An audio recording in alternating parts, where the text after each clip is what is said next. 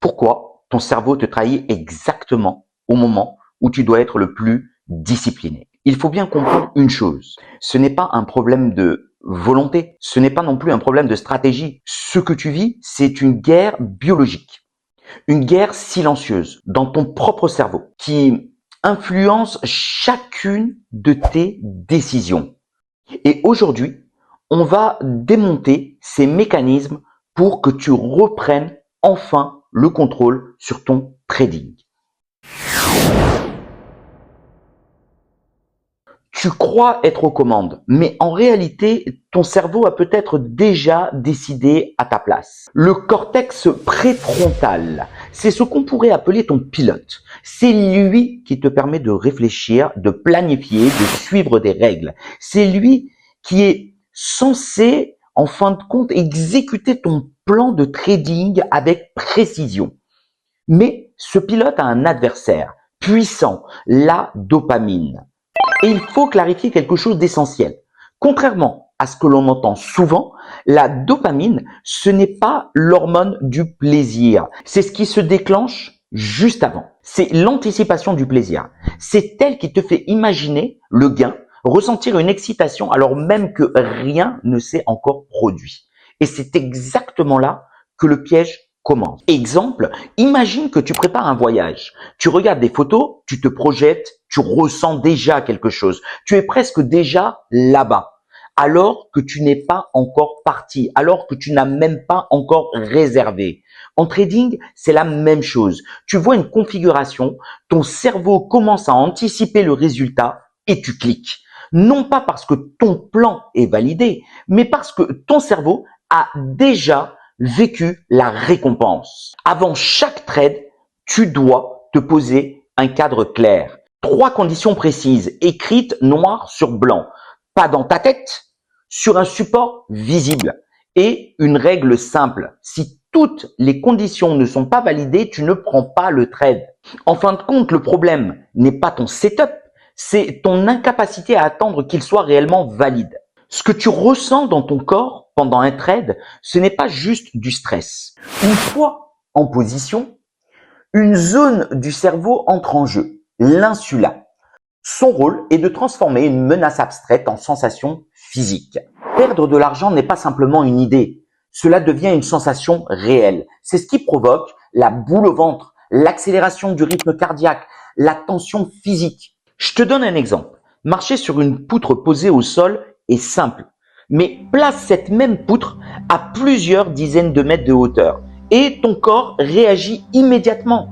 Pas parce que la poutre a changé, mais parce que le cerveau perçoit un danger. Il faut que tu saches qu'en propre firme, le drawdown joue exactement ce rôle. Plus tu t'approches de la limite, plus ton cerveau interprète la situation comme critique. Et à partir de là, tu ne prends plus de décision rationnelle. Tu réagis à une sensation. Du coup, mon conseil, je vais te dire juste, ajuste ton risque. Si ton corps commence à réagir, tu dois t'adapter immédiatement. Réduis ton risque, pas plus tard, pas après, de suite. Parce que si ton corps panique, ce n'est pas le marché le problème, c'est ton niveau d'exposition. À ce moment précis, tu n'es plus en train de trader. Lorsque la situation se détériore, l'amygdale s'active. C'est ton système d'alarme. Elle déclenche un mode survie. Fuir, attaquer. Et surtout, elle coupe ton accès à la réflexion. Ton plan disparaît. Ton analyse disparaît. Tu passes en mode réaction. Pour te donner un exemple, imagine quelqu'un qui te klaxonne violemment. Instantanément, ton corps réagit. Tension, irritation, impulsion. Tu n'analyses plus, tu réagis. En trading, c'est ce qu'on appelle le tilt. Tu veux récupérer, tu veux compenser, tu veux agir immédiatement et c'est exactement à ce moment-là que tes pertes vont s'enchaîner les unes après les autres. Mon conseil, dès que tu ressens une montée émotionnelle, tu t'éloignes de l'écran. Tu prends une pause d'au moins 15 minutes. Pourquoi? Parce que ton corps a besoin de temps pour revenir à un état stable. Tant que ce n'est pas le cas, aucune décision ne sera réellement rationnelle. Tu ne peux pas battre le marché si tu es déjà en train de te battre contre toi-même. Le véritable danger ne vient pas de la perte, mais de ce que ton cerveau va en retenir.